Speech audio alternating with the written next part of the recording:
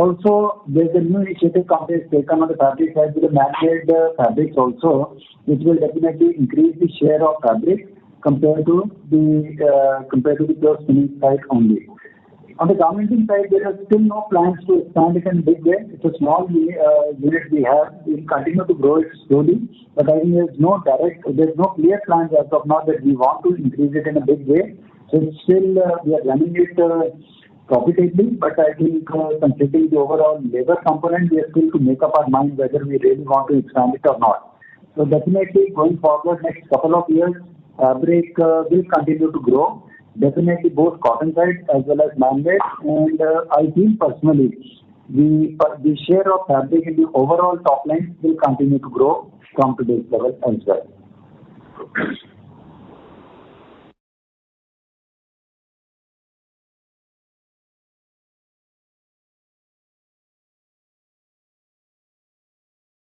Hello? Hello, Mr. Suryanarayan?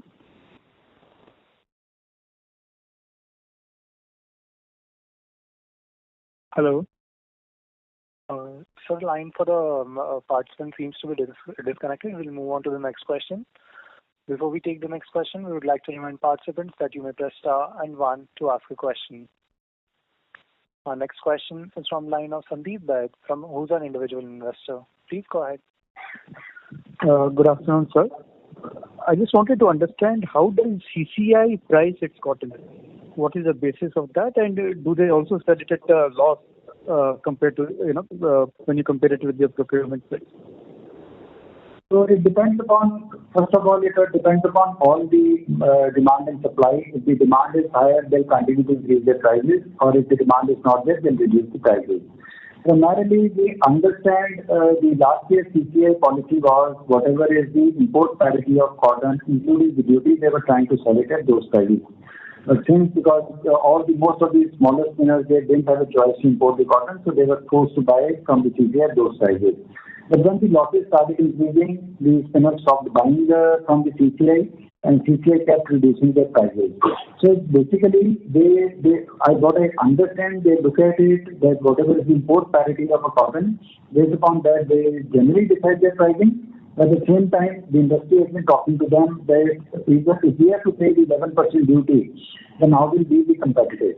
But I think second part is more on the demand supply, because if you add 11% duty and the spinner is not in a position to make money, the demand will keep coming down only. And that practically or partially happened towards the last 2 to 3 months. And if we look at the CCI still has almost about 1 million days available to them from the last stock. And if we also look at the sale for the last almost 1.5 months, will not be more than 10,000-20,000 days, maybe not more than 20,000 days for them for last 45 days. So I think it's go. They'll try to fetch the maximum prices so that losses could be reduced, but at the same time, to that extent, they're flexible because they want to dispose of the stock also.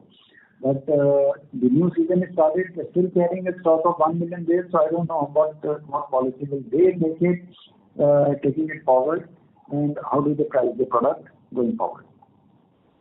So you're saying that if the demand is not good enough, they are willing to sell it at a price lower than your procurement? Yeah. So last year also, I think whatever prices they procured, and later on when they were selling there, it was definitely they're taking some loss also. Right. And given that today they already hold 1 billion bales in stock, they may not be very aggressive in terms of buying from the market at domestic? No. That choice is not with them, because that's a mandate given to them by the government of India that whatever is the minimum support price the government has committed to the farmers, the CCI is obliged to pay to buy the cotton at those prices. I don't think that's a choice available to CCI. They will continue to buy. Now, what price do they sell? I think that's a separately better stage they'll have to decide. But it's not that since they already are carrying 1 million bales, so they'll not buy. That choice is not there with them. Okay. And secondly, can you comment on how is the demand from the home textile players for yarn? Home textile players are doing reasonably well in India. So if I look at, most of them are running full capacity, especially on the shipping side is doing pretty well. Even on the towel side is doing well. So most of our customers, we supply lots of products to home textile players. I think they're doing reasonably well. Thank you so much. Thank you. Our next question is from the line of Keshav Garg from Counter Cyclical PMS.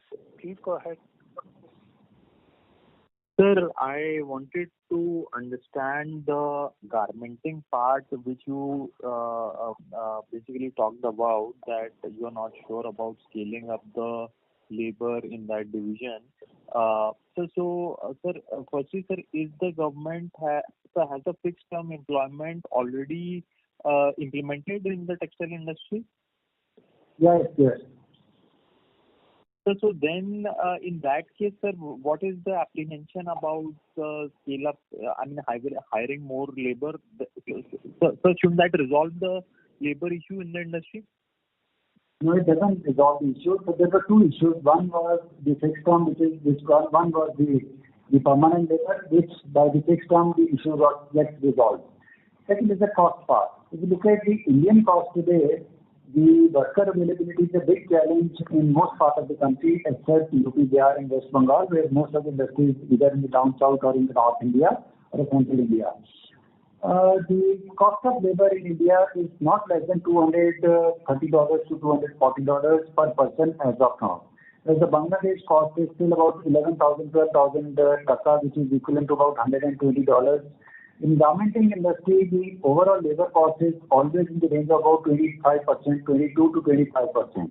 And if our cost is double, we're talking of the Bangladesh's costs are in the range of about maybe 10%, 11% of garmenting, we will be at 20% plus. So we'll never be competitive even on that cost also, because our labor cost is going to be very, very expensive. Either the industry starts thinking they go to UP, Bihar, where the labor availability would be there. But wherever the migrant labor is coming in, the availability and the stability of labor is a huge challenge as of now. So it's neither available nor stable. The attrition in the industry is almost in the range of about 5%, 6% per month, even with a cost of $250 also. I think the concern for us is the way the Indian social economic factors are moving, where people do not want to come to the cities to work. They got some support under Manrega, they got some support under Ayushman Bharat, they got some support under different schemes. They're happy staying in their places. So either the entire industry moves to those areas, which has its own challenges, or if the labor doesn't come here, how the labor intensive industry will work. I think this is a major challenge for next, which will be more clear in next 1 to 2 years. How does it work on? So till the time we are clear on the availability and the cost part, there is no plan for us to expand it in a really big way. Sir, and also, sir, many state governments, I understand, they are giving around 5,000 rupees per month per head labor subsidy. That is, the government will pay those wages on behalf of the industry. And sir, plus the central government is also, I think, giving some PF for 2 years or something like that. So all together, even after including all these basically incentives and subsidy to the industry, also it does not make sense. It doesn't make sense because most of the states which are giving are for the local laborers.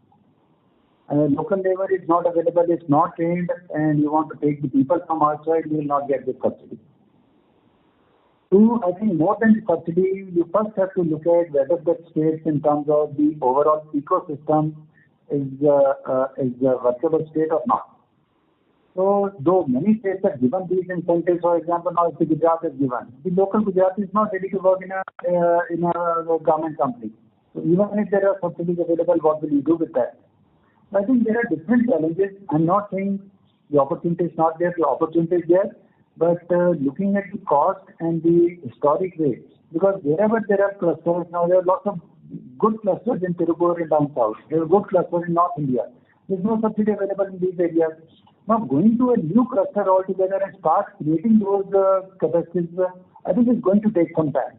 I understand the good initiative of the government on the PM Mitra scheme is there, but I think still none of the parties is implemented as of now. Maybe next 1 year, there are lots of development I understand is happening on those parts, and they start allocating or allotting the land maybe next 1 year or so. So it's only after that we will be in a position to know whether we can make any business case for this. Only on the basis of subsidy, putting up a capacity, probably we are a little hesitant to do that. Sir, and also, sir, what about the domestic garment market, which is constantly increasing in size? Sir, what is the import duty on garment imports? And sir, like, can't we do garmenting for the domestic market in case there is a good protection available in terms of tariffs? No, there is not enough protection available. So there's already a good amount of garmenting which is happening in Bangladesh, and lots of or most of the brands which are operating in India, they started importing the garments also. Okay, sir. So both in terms of garments, or even on the fabric side also, especially the knitted fabric, I think if you look at most of the man-made based fabric, looking at an import of about 50, 70 tons per day, about 3 years back, today it's more than 1,000 tons per day. Because our raw materials are expensive, all our fibers are expensive. As a result of that, yarn will be expensive. So it's much cheaper for the fabric to get imported. Sir, so lastly, sir, you alluded to the raw material cotton, polyester and viscose being expensive, more expensive in India.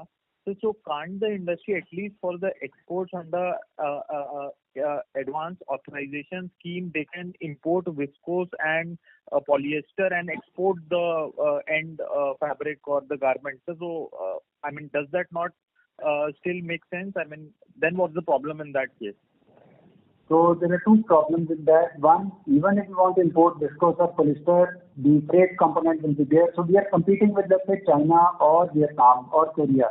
We're talking of the raw material available there, and the raw material which will be available even under advanced authorization will have a component of freight onto that, which will be a one additional cost. Two, I think for the yarn export, we can still do it. But if I have to sell the yarn to the domestic market for the fabric or for the garmenting, then the advanced authorization work cannot work, because there are different duty structures and there are different incentives available on those segments. So if I have to export yarn, I can do that. But again, my cost will be high because my raw material will add the component of freight onto that. And if I want to sell to the domestic market for the further export of either fabric or garment, it will not make sense at all. Because that can't be done under advanced authorization. So actually, going by all the policies today, I think there's definitely a concern. How do we export the end product? Right, sir. Understood. So thank you very much. Thank you. Next is a follow-up question from the line of Suryanarayan Nayak from Sunidhi Securities. Please go ahead. Yeah, sir, just this line disconnected. So just my basic concern is that you have been very much showing concerns towards the ready-made garment area because of the labor issues. But in the yarn side also, we see the government issues, in successive years, they have been raising the MSPs, and rising MSPs, Suomoto doesn't rise our spread. Then we are also at that problem also that is not actually addressable, and resultantly, at least the ready-made garment players from the south, they're able to earn decent return ratios, returns than ours. So even the lowest margin happens to be around 11%, that is 10 to 11%, that is consistent. But in our case, that is not.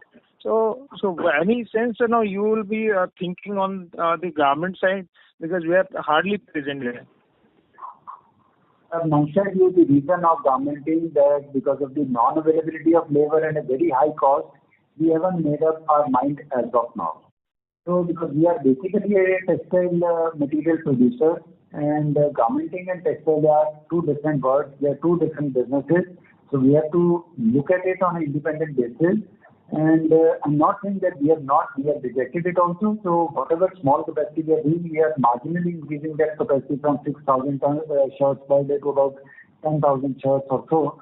And maybe we may take another 1 or 2 years to make up our mind finally whether we should go big way into the garmenting or not. So in the case when the successive years we will be seeing at least 5% rise in the MSP, that is basically given because the government wishes to placate the farming community for that matter. So in that case, we are actually not getting that kind of mileage because because cotton happens to be an international commodity. So what is the recourse to pure yarn players like us? So there could be 2-3 possibilities. One, your first point is very valid. The MSP will keep increasing 4 to 5% every year, which has been doing, and it may continue to do the same. But at the same time, the industry is talking on 2 issues to the government. One, you allow the import of cotton duty-free. So even if our cotton is expensive, at least we can import, as the rest of the world will also be doing, so we'll be competitive. Two, the industry is also talking to the government in case you want to support the MSP, which is important because if the government doesn't increase the MSP, then the farmers will not be doing the cotton at all.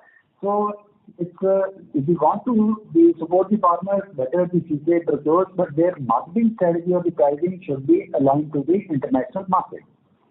So that's the industry's request to the suggestion to the government.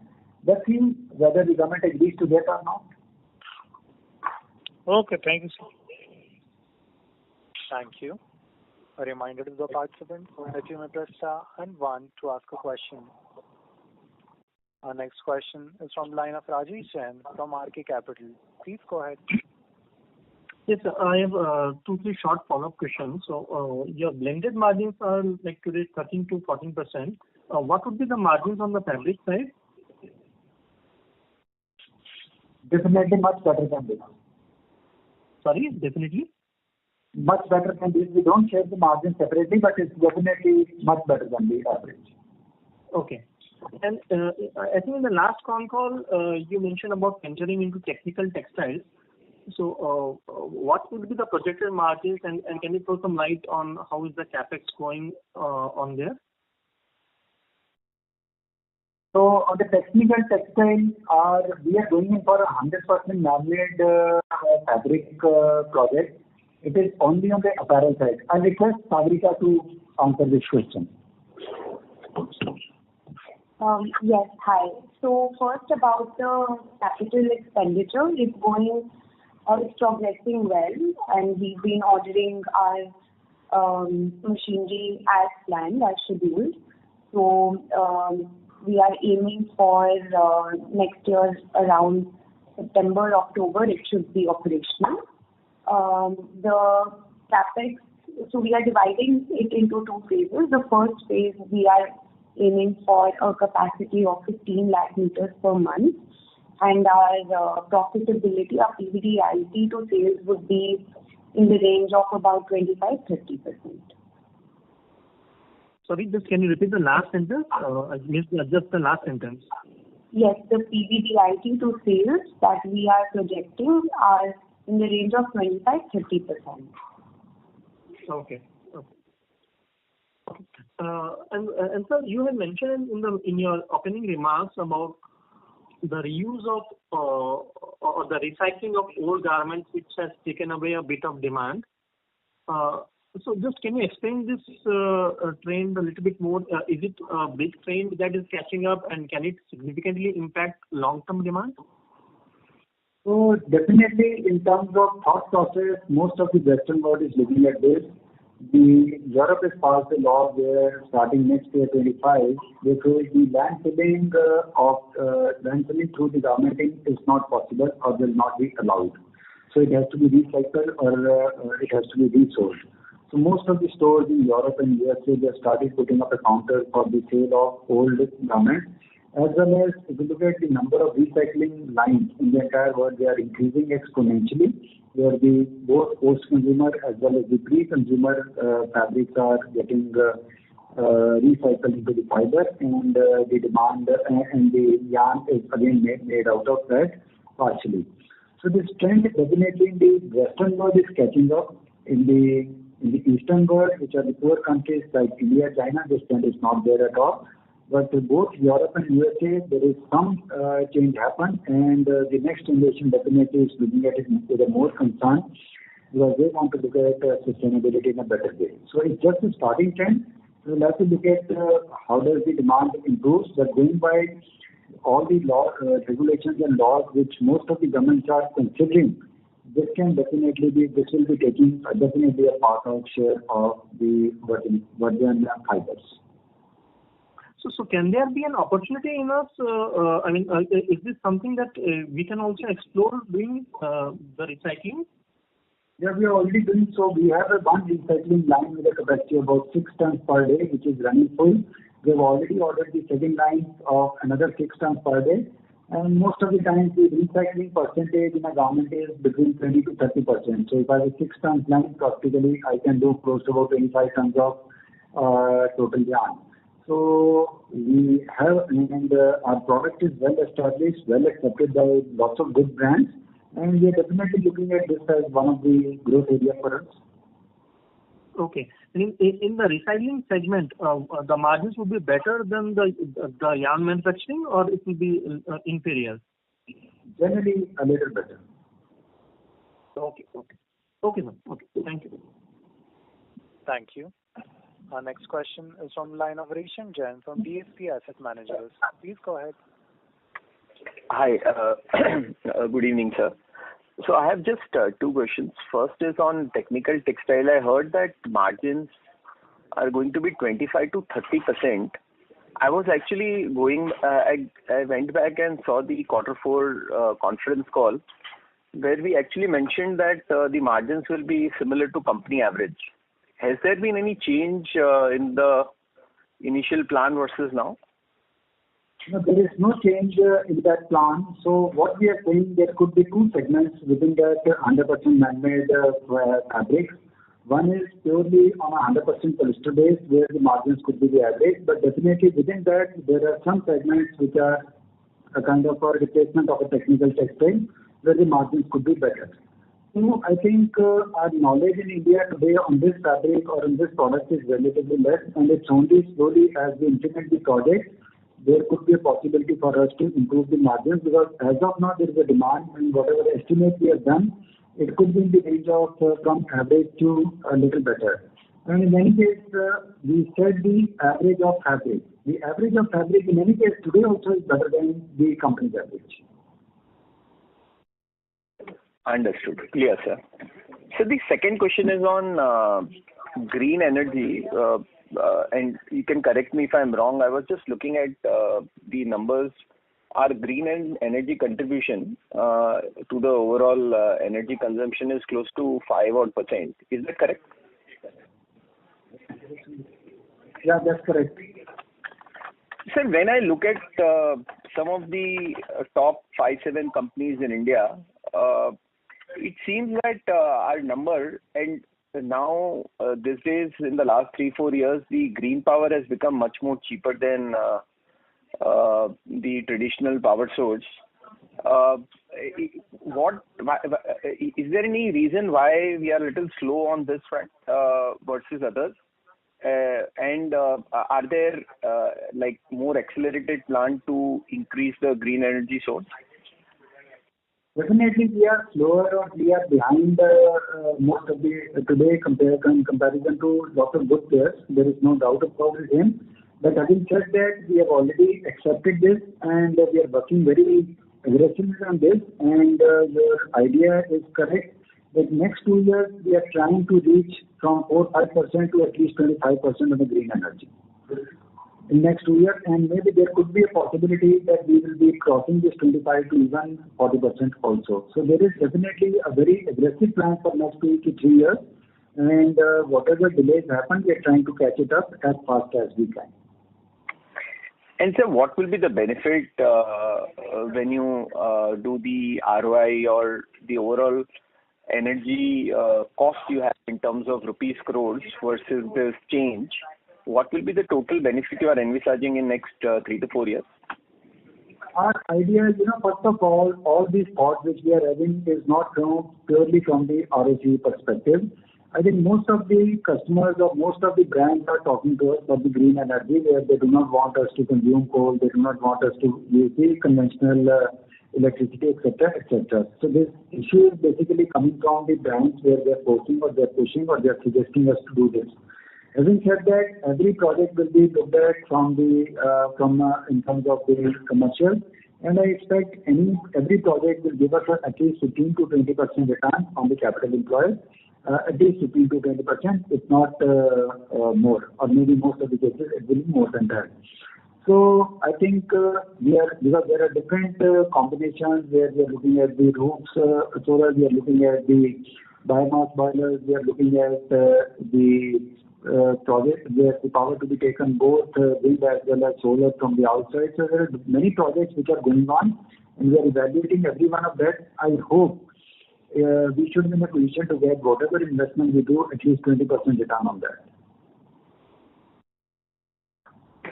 Understood, sir.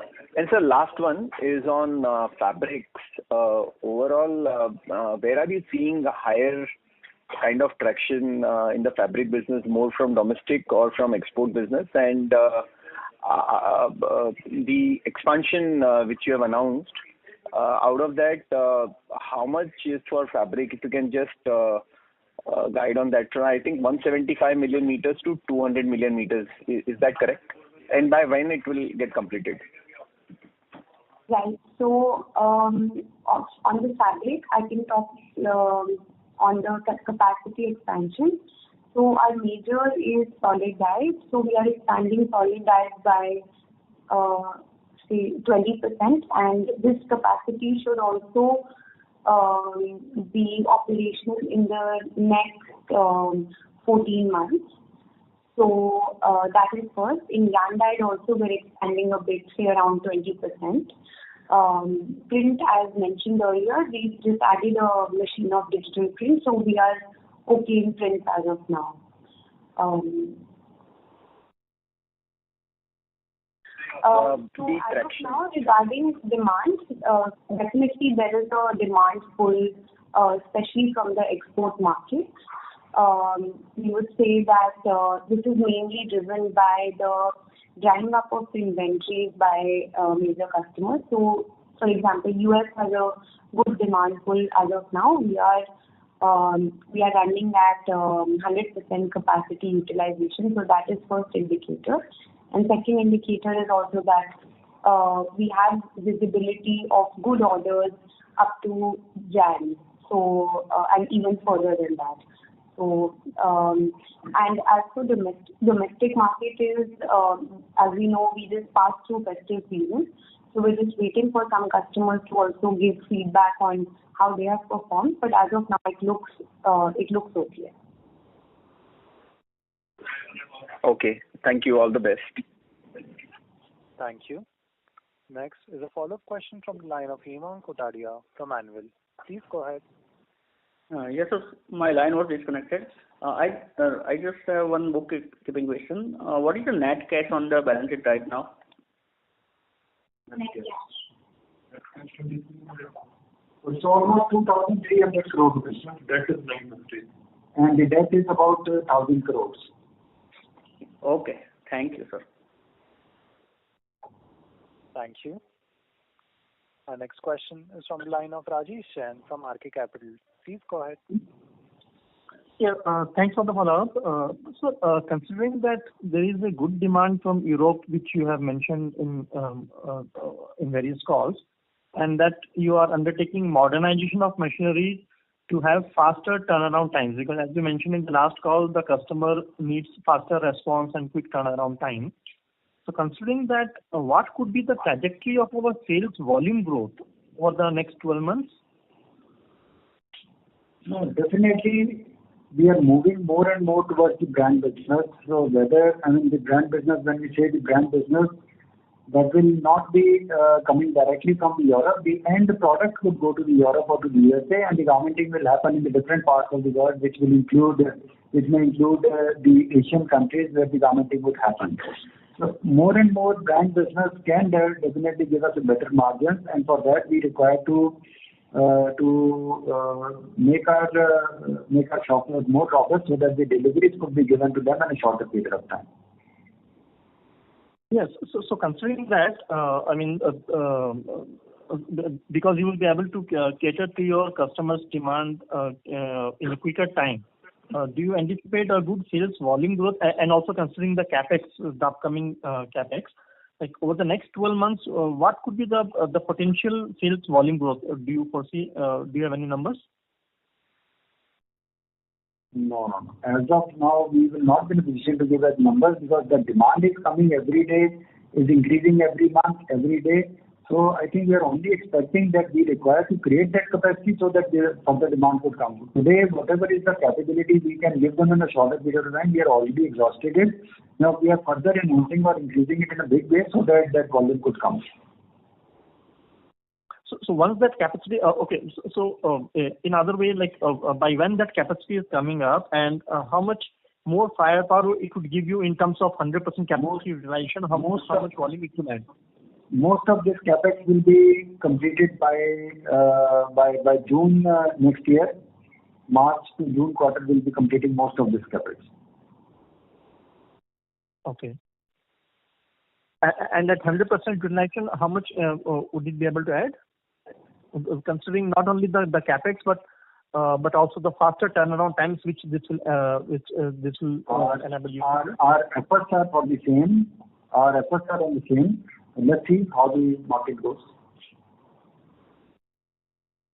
Okay, sir. Okay. Thank you. Thank you.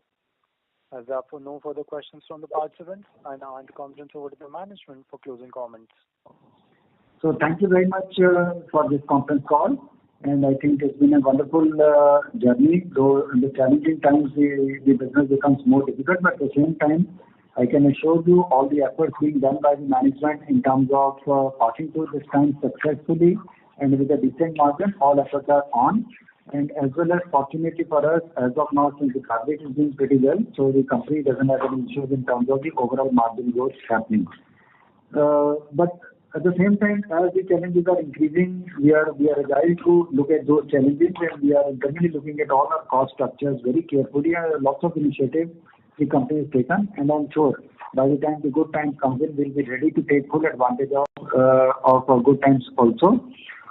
Thank you very much for all the patience and your continuity of the holding with us. And I'm sure these things definitely will improve maybe next couple of quarters once the government takes some decision, and we'll definitely look at a much better result in the times to come. So thank you to all the participants as well as B&K to hold this conference. On behalf of Batlivala and Karani Securities, that concludes this conference. Thank you for joining us, and you may now disconnect your lines.